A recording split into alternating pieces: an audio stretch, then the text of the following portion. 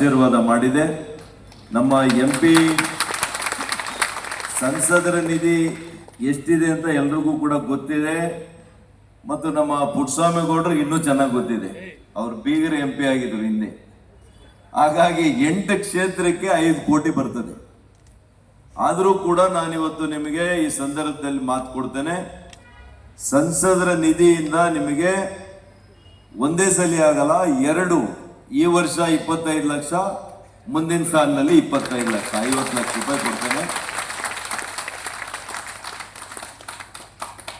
ವೈಯಕ್ತಿಕವಾಗಿ ನಾನು ರವಿಕುಮಾರ್ ಅವ್ರನ್ನ ಮಾತಾಡಿ ಏನು ಮಾಡಬೇಕು ಅದನ್ನು ಮಾಡ್ತೀನಿ. ಅದು ಹೇಳುವಂಥ ವಿಚಾರ ಅಲ್ಲ. ಆದರೆ ಇವತ್ತು ನಾವು ಕೊಡೋದು ದೊಡ್ಡದಲ್ಲ. ಅವತ್ತು ಈ ಜಾಗವನ್ನು ಕೊಟ್ಟಿರ್ತಕ್ಕಂಥ ವೆಂಕಟರಾಮೇಗೌಡರನ್ನ ನಾವು ಇವತ್ತು ನಿಜವಾಗ್ಲೂ ಕೂಡ ಸ್ಮರಣೆ ಮಾಡಬೇಕಾಗ್ತದೆ. ಇವತ್ತು ಸ್ವಂತ ಅಣ್ತಮ್ಮಂದ್ರು ಸಂಘಟನೆಯಲ್ಲಿ ಯಾರಾದರೂ ಮುಂದೆ ಇದ್ರೆ ಅದು ಸಾದರ ಸಮಾಜ ಅಂತ ನಾನು ಕಣ್ಣಿಂದ ನೋಡಿದಂತ. ಕೇವಲ ಸಂಘಟನೆ ಮಾತ್ರ ಅಲ್ಲ, ಸಮಾಜದಲ್ಲಿ ಒಂದು ನಂಬಿಕೆ ವಿಶ್ವಾಸವನ್ನ ಉಳಿಸ್ಕೊಂಡಿರ್ತಕ್ಕಂಥ ಸಮುದಾಯ ಅದು ಅಂತಂದ್ರೆ ಹಿಂದೂ ಸಾದರ ಸಮಾಜ ಅಂತ ನಾನು ಹೇಳಲಿಕ್ಕೆ ಬಯಸ್ತೇನೆ. ಮತ್ತು ವಿಶೇಷವಾಗಿ ಸಮುದಾಯ ಕೃಷಿಯನ್ನ ಆಧರಿಸಿಕೊಂಡಿರುವಂಥದ್ದು.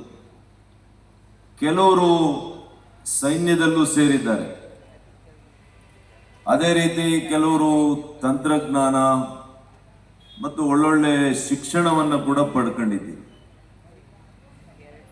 ಈ ಸಮುದಾಯ ಯಾವಾಗಲೂ ಕೂಡ ಕೃಷಿ ಮಾಡುವಾಗ ಬೆವರು ಸುರಿಸಿ ನಿಮ್ಮ ಕಷ್ಟವನ್ನ ನಂಬಿಕೊಂಡಿದೆ ಈ ಸಮಾಜ. ಅದೇ ರೀತಿ ನಮ್ಮ ದೇಶದ ಸೈನ್ಯದಲ್ಲಿರುವಂಥವರು ಕೆಲವರು ರಕ್ತವನ್ನು ಕೂಡ ಸುರಿಸಿ ನಮ್ಮ ದೇಶವನ್ನು ಕಾಪಾಡುವಂತಹ ಸೈನಿಕರಾಗಿ ಕೂಡ ಈ ಸಮುದಾಯದಲ್ಲಿ ಇದ್ದಾರೆ. ಮತ್ತು ಕೆಲವರು ಬಿಸ್ನೆಸ್ ಅಂದರೆ ಅಂಗಡಿಗಳು ಅನೇಕ ವಹಿವಾಟನ್ನು ಮಾಡ್ತಾರೆ. ವಹಿವಾಟು ಮಾಡಬೇಕು ಅಂತಂದಾಗ ವಿಶ್ವಾಸವನ್ನು ಕಾಪಾಡ್ಕೋಬೇಕು. ಆ ವಿಶ್ವಾಸವನ್ನು ಕೂಡ ಗಳಿಸಿರುವಂಥ ಸಮುದಾಯ ಇವತ್ತು ಸಾದರ ಸಮುದಾಯ ಅಂತ ನಾನು ಹೇಳಲಿಕ್ಕೆ ಬಯಸ್ತೀನಿ. ಹಾಗಾಗಿ ಬಂಧುಗಳೇ, ಇವತ್ತು ಭಾಷಣಕ್ಕಿಂತ ಬಹಳ ಸ್ಪಷ್ಟವಾಗಿ ಕಾರ್ಯಕ್ರಮ ಯೋಜನೆ ಮಾಡ್ದಂಗಿದೆ ನಮ್ಮ ರವಿಕುಮಾರ್. ಶಂಕುಸ್ಥಾಪನೆಯನ್ನ ಮಾಡಿಸಿ ಇವತ್ತು ಯಾರು ಮುಖ್ಯವಾಗಿದ್ದಾರೆ ಇವ್ರನ್ನೆಲ್ಲ ಕೂಡಿಸಿ ನಿಮ್ಮೆಲ್ಲರನ್ನೂ ಕೂಡ ಇವತ್ತು ಆಹ್ವಾನ ಮಾಡಿ ನಿಮ್ಮ ಮುಂದೆ ಯಾರು ಏನ್ ಕೊಡ್ತೀರಿ ಅಂತೇಳಿ ಮೊದಲನೇ ಬೀಟೆ ನಮ್ಮ ಪುಟ್ಟಸ್ವಾಮಿ ಗೌಡ್ರದ್ದು ಹೇಳ್ಬಿಟ್ಟವ್ರು.